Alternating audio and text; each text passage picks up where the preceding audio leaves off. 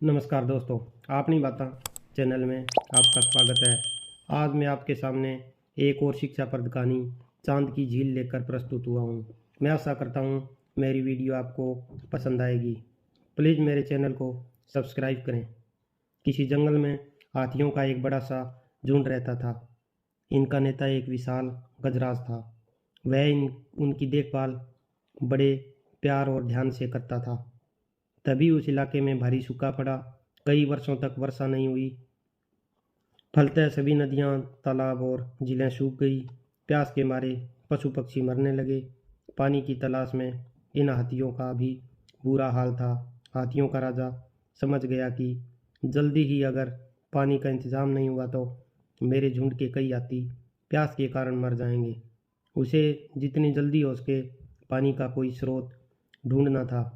उसने अपने हाथियों को भी सभी दिशाओं में जाकर पानी की खोज करने का आदेश दिया। उनमें से एक ने दूर के किसी जंगल में जल से भरी हुई झील देखी। गज बहुत खुश हुआ। उसने सभी हाथियों को उस झील की तरफ चलने का हुक्म दिया। यह एक सुंदर सी झील थी। उसके पास ही खरगोशों की बस्ती थी।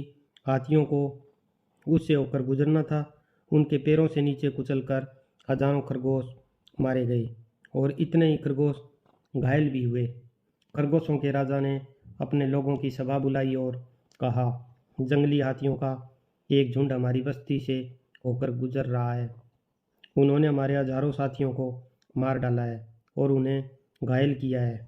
हमें इस तबाही को रोकने का अविलंब ही उपाय करना चाहिए।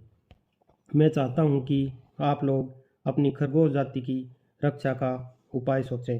एक छोटा सा खरगोश उठकर खड़ा हुआ और बोला, महाराज, यदि आप गजराज के पास मुझे अपना दूत बनाकर भेजें तो मैं इस समस्या का कोई हल तलाशने में सफल हो सकता हूँ। यह सुझाव हर तरह से ठीक है, खरगोश के राजा ने कहा। अपने राजा की शांति पाकर वह छोटा खरगोश तेजी से चला। उसने देखा कि हाथियों का एक झुंड अपने राजा की अगुवाई में झील से वापस आ रहा है। वह एक ऊंची सी चट्टान पर चढ़ गया और बोला, हे हाथियों के राजा, मेरी बात सुनिए। मैं चंद्रमा का दूत हूँ।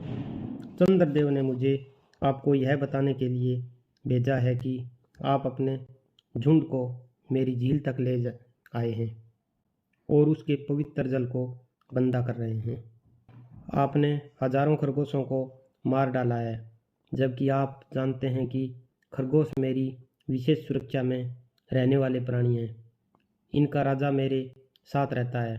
इसलिए मेरी बात मानो और खरगोशों की जान लेना बंद करो, नहीं तो तुम पर और तुम्हारे हाथियों पर इसका भयानक परिणाम होने वाला है। यह सुनकर हाथियों का राजा सत्ते में आ गया और बोला, तुम ठीक कहते हो दूत। हमने आते जाते कई खरगोशों को मार डाला होगा, लेकिन अब मैं ध्यान रखूंगा कि अब तुम लोगों को हमसे कोई नुकसान न हो। मैं चंद्रदेव से यह प्रार्थना भी करूंगा कि मुझे माफ़ कर दें। अब बताओ मुझे क्या करना होगा। कृपया मेरे साथ अकेले आइए, मैं आपको चांद पर ले चलूँगा, खरगोश ने कहा। वह छोटा खरगोश उस विशाल हाथी को झील तक ले गया। वहाँ उन्होंने ठहरे हुए पानी में चांद की छाया देखी। यह देखकर हाथी ने कहा, मैं जरा चंद्रदेव की पूजा कर लूँ। ऐसा रहकर उसने अपनी सूंड से पानी को छुआ। पानी के हिलते ही चांद भी इधर उधर हिलता नजर आया। तभी खरगोश बोला, चंद्रदेव अब पहले से भी ज़्यादा क्रोधित हो गए हैं, क्योंकि आपने उनके पवित्र जल को छू दिया है। हाथी ने अपना सर झुकाया और कहा, तुम चंद्रदेव से कहो कि कृपया करके वे मुझे क्षमा कर दे।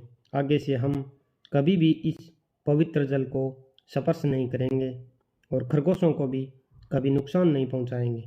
इतना कहकर हाथी अपने झुंड के साथ वहां से चला गया। जल्द ही भारी वर्षा हुई और हाथियों के लिए पर्याप्त पानी उपलब्ध हो गया। उन्हें कभी यह पता भी नहीं चल पाया कि उस छोटे से खरगोश ने उन्हें कैसे मूर्ख बनाया था।